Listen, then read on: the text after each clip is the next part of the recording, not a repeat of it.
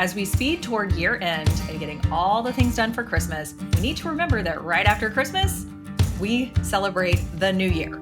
Okay, today we're going to be talking about slowing down just a bit, taking stock of what worked, what didn't, and what you can improve in your church communication strategy in 2023.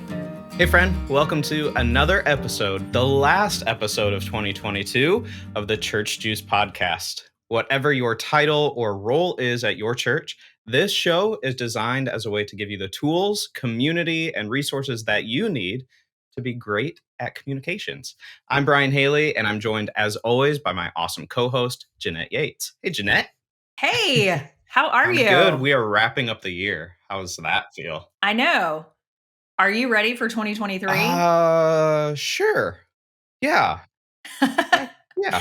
I think in our wrap-up episode from last year, Yeah. Brian, I think we talked about how we were like, wait, isn't it still 2020? Because like it just seemed like That's the year. true. Right. So It feels this beyond. year we did get, we feel a little bit back to normal, but right as soon as we're getting the hang of things, here comes a new year barreling down the road here. We're almost in 2023. I can't That's believe right. it. And this week, especially as you, as a communicator or church leader, are preparing for, let's see, Christmas Eve on Saturday, Christmas Day on Sunday, and probably also whatever's happening next weekend, New Year weekend, there is a lot happening. So we want to just kind of wrap up this season, wrap up the year, helping you slow down a little bit, helping you kind of take a step back and think about the broader picture as we head into a new year, because it's a good time to, just kind of reevaluate where things are at.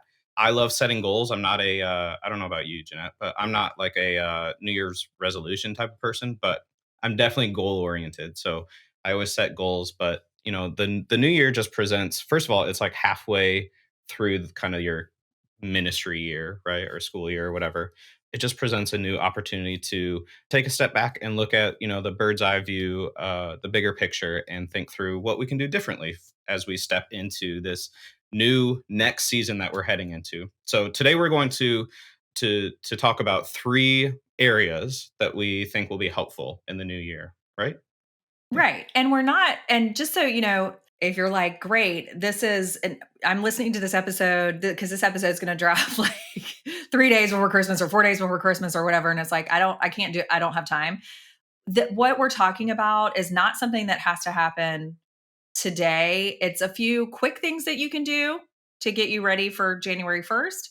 And then some things maybe over the next week or so, a couple weeks that you can dig into gradually. So Yeah. a couple of quick things and then just some overall. So don't worry, we're not piling more on your That plate you need to get between now and done. Christmas Yeah. Eve. Yeah, these are just things that obviously you have Christmas this week and you have New Year's happening, but over the next few weeks, there's usually a lull somewhere in the calendar. And so these are good things for you to think through as you start preparing for the next season of ministry. So the first thing that I think is important as I wrap up any sort of season, calendar year, ministry year, whatever, season of life, is to really evaluate. So look at your goals, look at your key KPIs or key performance indicators, those things that you track, hopefully.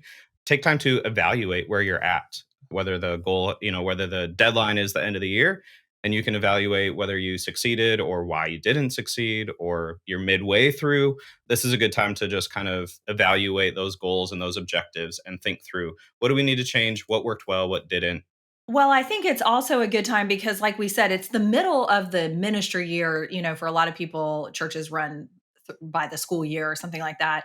And so, a lot of times it's like, well, we can't stop this in the middle of the year. Like, we've got to keep doing it. Well, fortunately, this is the perfect time to evaluate because it is a perfect time to stop something. Like, even if you had something set for a whole entire year that you were going to do, if it's not working, if it's wasting ministry dollars, ministry time, if it's not bringing in the engagement and the connection that you wanted, if if it's not working to communicate like you had anticipated, it's okay. It's okay to change your mind. It's okay to stop something that's not working. It's much better to do that. And now is a perfect time to do that. So I think sometimes we say, well, when we get to the end of this, we won't do it again. But I think I think it's okay to reevaluate now and take this break. Depending on what it is. So let's say that your church hasn't been producing a print bulletin since COVID, right? One of the feedback that you have gotten, over the last few months has been that people really want this print bulletin and they miss it for whatever reason. Well, January is a good time, or midway through the year is a good time to reintroduce something, because it's not just like a fresh start with the kickoff of the ministry year, but it's, hey, we're listening to feedback, we're trying new things, we are taking time to take stock in what's working and what's not. So it's okay to make adjustments. Absolutely, I agree with that, especially with communication. Yes, and I was looking at our notes here, and you also mentioned platforms, like Yeah, what platforms are you using to communicate, and whether or not you still need to use them. And so I know some churches are like, we're barely on Facebook. Don't worry about it; it's fine.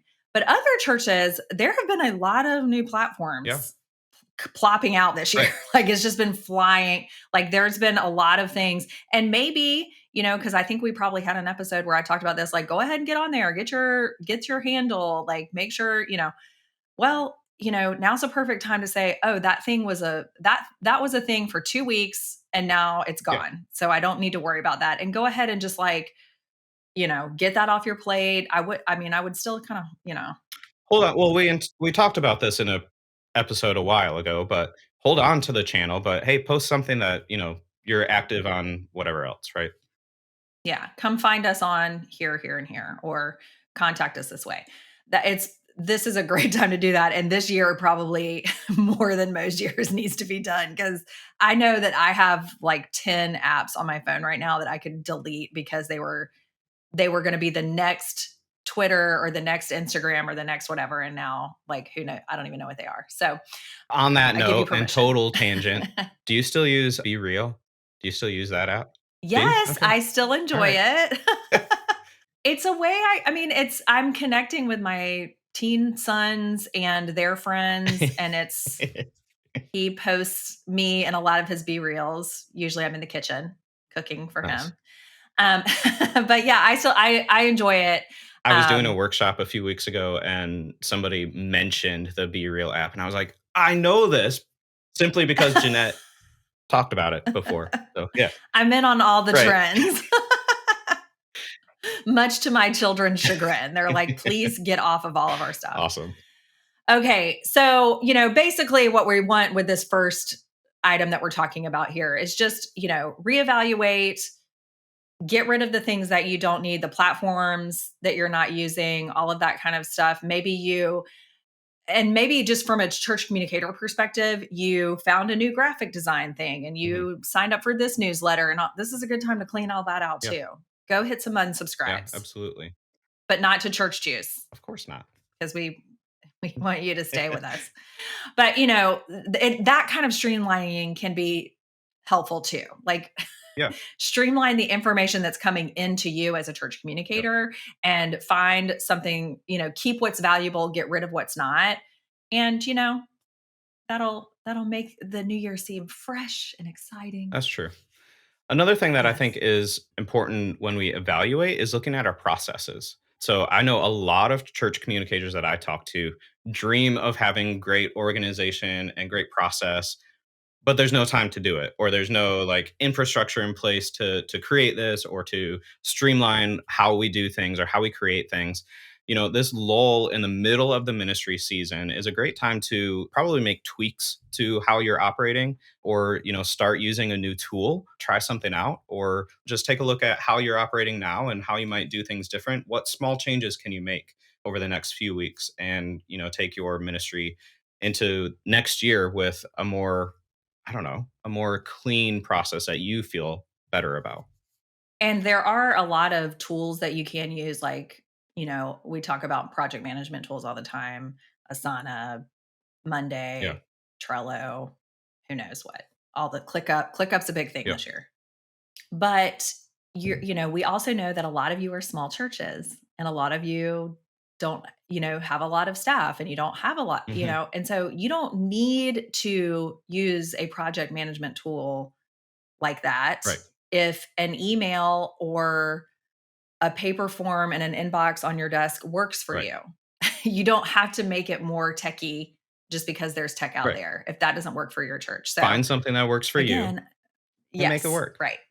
All right, so that's evaluating. It's a good time at the end of Yeah, the year to evaluate your goals, your objectives, your successes over the last year.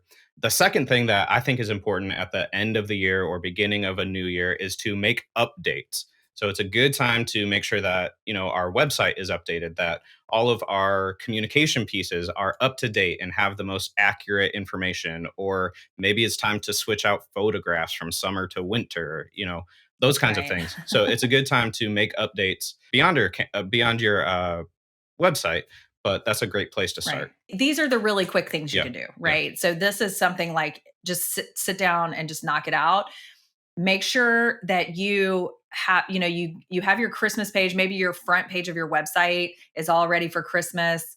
Just make sure you have in your draft section of your website that you have that non-Christmas ready to go. And just, either I don't know, are there any ones that you can schedule it to go live? That would be really great. So you didn't actually have to like log in on the day after Christmas and like hit publish. I don't know. But Yeah, anyway, I'm not a website I person. mean, you could Anyway, schedule posts, but but I don't know about like updates.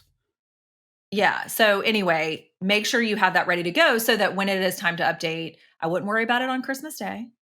But day after Soon Christmas, after. you can just do that real And quick. chances Yeah. are, anyway, that your service times between Christmas weekend and New Year's weekend are probably quite different. So it's important to make those Right. changes. Yeah. But yeah, Yeah.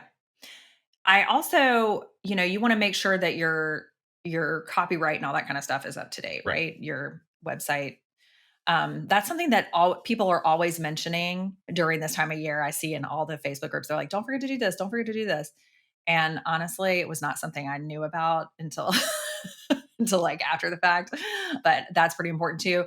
And just also, this is a time to, we've got to have that like immediately after Christmas, like you said, dates and times on our website correct. But then in the next week or so, this is the time to maybe refresh some of those photos on your children's page, on your events page, all that kind of stuff. Make sure your events are, you've had, it's probably been stacked full. Your events page on your website is like Christmas, Christmas, Christmas, Christmas, Christmas.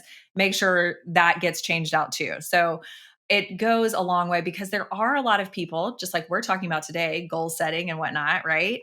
There are a lot of people that are going to be thinking about that in the coming weeks. They're going to be thinking, well, maybe my New Year's resolution is to go into church, and say you want to have all that stuff ready to go on your website, right? Yeah, that's good. Another way that I think you can Mhm. make updates over the next few weeks is to simply get ahead and give yourself some space. So, like we've talked about, there's probably a lull between Christmas and I don't know, mid January, late January, whatever, where things kind of start picking up again. But that means that it's a great time for you to be able to set aside some time to do these things. So give yourself the space to do that. Schedule your Facebook posts or, whatever. Schedule your emails because you know the content that's going out by now. So probably, hopefully.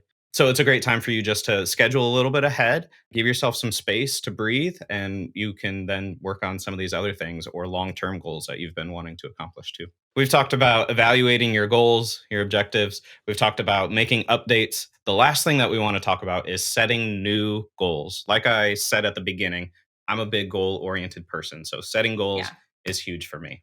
Oh, yeah, we're both, it's the New Year's resolution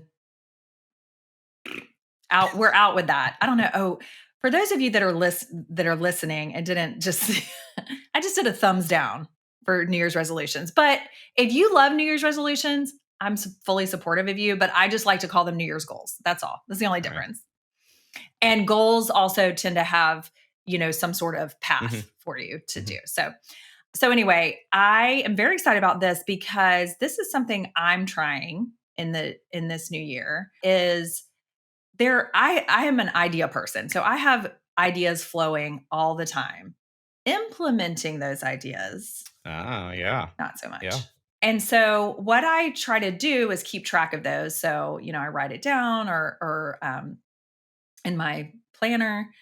And then as I'm sitting here during this time of year and dreaming and thinking about what it's 2023 going to be like, what are some things I want to change or improve on like we've been talking about, I think it's a great time to go pull out just one of those ideas, one of those new ideas. Do you want to start a new newsletter? Do you want to do a different devotional? Do you want to try a new tool? Do you want to try to create a volunteer team for your social media or whatever that is? If you have an idea that you've wanted to implement, but you have not been able to do because of time, now is the time to think about it. And maybe you don't implement it the first week in January, but you can plan it out and you can say, okay, in January, I'm going to do this part. And then in February, I'm going to do this so that by the end of quarter one, I will have my volunteer team for social media or, a writing team for our blog or something like that. Yeah, it's a great time to set goals, to take those ideas that you've been putting on the back burner that you've written down and kind of forgotten about. It's a good time to take a look at that list again and figure out what's practical. What would be a good time for me to implement in this first quarter where I can actually accomplish something and maybe build some momentum toward later, points of the year. But try something super practical. Try something that is achievable, that is a good time for you to try this out. Try something new, and it's a good time to do that. I agree. But I think it's also a good time because partly because it's the middle of the ministry year, it's a good time for us as we kind of evaluate where things are at and whatever to really dream big. Like, hey, what is something that I want to try next ministry year? Or what is something that I think something that we could accomplish that maybe we can start chipping away at now, but it's a big goal or a big dream. I think this is a perfect time to dream big and to start thinking about those types of things too. And as you were talking, I was thinking about how often I've done that during this Advent season leading up to Christmas. At my church, I volunteer with our children's ministry, and we when my children were in third grade, we had this big play and it was a big, the third grade nativity play, the whole church, it was a whole thing. And now we still do it, but it's different. And it's like a one evening, not on a Sunday or a Wednesday.